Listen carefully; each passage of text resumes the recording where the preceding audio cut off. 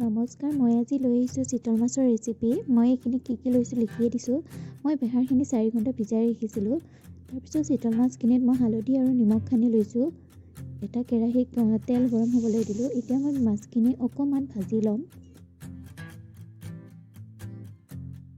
মাছখিনি ভজা হৈ গ'ল। এতিয়া মই সৰিয়হখিনি এখন চেকনিৰ সহায়ত চেকি লৈছোঁ। এতিয়া মই মিক্সিত দি দিছোঁ। পিঁয়াজ এটা কাটি দিলোঁ, শুকান জলকীয়া 10টা লৈছোঁ আৰু বিলাহী 2টা এনেদৰে কাটি ল'লোঁ।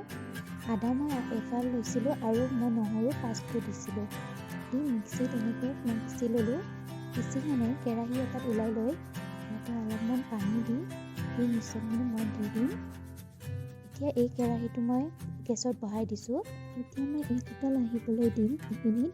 আৰু এটা কেৰাহীত মই তেল গৰম হ'বলৈ দিম। তাত মই শুকান জলকীয়া 5টা আৰু মই তেজপাত 3 কিলা দিছিলোঁ। আৰু এতিয়া এই মিশ্ৰণখিনি মই ঢালি দিলোঁ।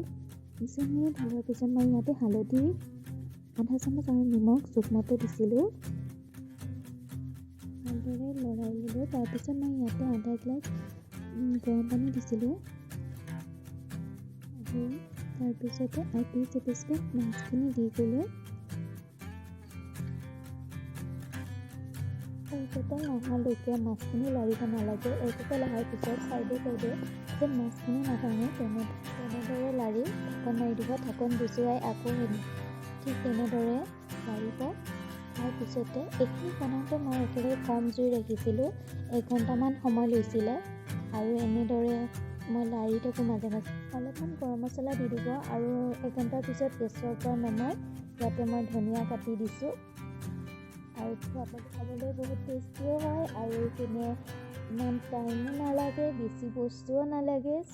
এবাৰ ট্ৰাই কৰি চাব আৰু যদি ভাল লাগিছে তেতিয়াহ'লে লাইক, কমেণ্ট, শ্বেয়াৰ কৰিব নাপাহৰিব।